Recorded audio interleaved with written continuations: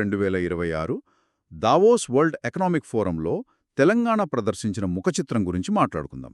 ముందుగా వాళ్ళు స్విట్జర్లాండ్లో ప్రవేశపెట్టిన తెలంగాణ రైజింగ్ 2047 అనే దీర్ఘకాలిక విజన్ గురించి మాట్లాడదాం. ఇక్కడ అత్యంత ఆసక్తికరమైన విషయం ఏమిటంటే ఈ విజన్ కేవలం పరిశ్రమలకి మాత్రమే పరిమితం కాలేదు. ఇది రాష్ట్రాన్ని ఒక ఇన్నోవేషన్ హబ్గా మారుస్తూనే తెలంగాణ సామాజిక న్యాయం కూడా సాధించాలనే ఒక సమగ్ర ప్రణాళిక. వెయిట్, సామాజిక న్యాయం అనగానే నాకొక చిన్న డౌట్.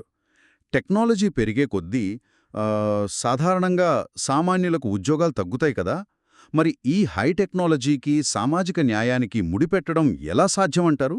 ఎగ్జాక్ట్లీ, ఇక్కడే ఈ మోడల్ చాలా డిఫరెంట్గా ఉంటుంది. వాళ్లు కేవలం ఐటీ రంగానికి పరిమితం కాకుండా ఫార్మా మరియు మ్యానుఫ్యాక్చరింగ్ వైపు కూడా దృష్టి పెట్టారు. ఓహో, అంటే మనుషుల అవసరం ఎక్కువ ఉండే రంగాల వైపు అన్నమాట. అవునవును, కరెక్ట్. దీనివల్ల ఏంటంటే ల్యాబ్ టెక్నీషియన్ల నుండి ప్యాకేజింగ్ చేసేవారి వరకు అన్ని స్థాయిలో ఉపాధి దొరుకుతుంది.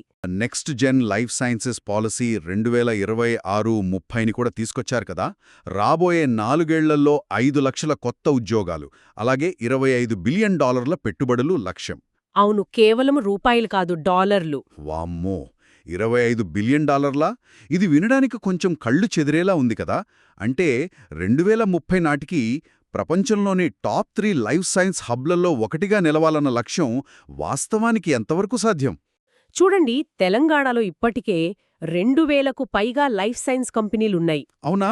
2000 కంపెనీలున్నాయా? అవునండి. అంతేకాదు, 250కి పైగా యుఎస్ ఎఫ్టీఏ ఆమోదించిన తయారీ యూనిట్లు కూడా ఉన్నాయి.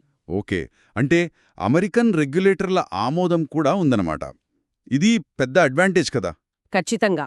మనం ఇందాక మాట్లాడుకున్నట్టు ప్రపంచ వ్యాక్సిన్ ఉత్పత్తిలో దాదాపు 3వ వంతు వాటా ఒక్క తెలంగాణదే. ఈ బలమైన పునాది వల్లే ఆ లక్ష్యం సాధ్యపడుతుంది. సో దావోస్ వేదికగా 2047 విజన్ మరియు $25 బిలియన్ లైఫ్ సైన్సెస్ పాలసీతో ఒక స్పష్టమైన రోడ్ మ్యాప్ అయితే సిద్ధమైంది. ఎగ్జాక్ట్లీ. అలాగే టీఎస్పీఎస్సీ, ఏపీపీఎస్సీ, యూపీఎస్సీ మరియు ఇతర ప్రభుత్వ ఉద్యోగాల కరెంట్ అఫైర్స్ కోసం ది అఫైర్స్ డెస్క్కి సబ్స్క్రైబ్ చేసుకోండి.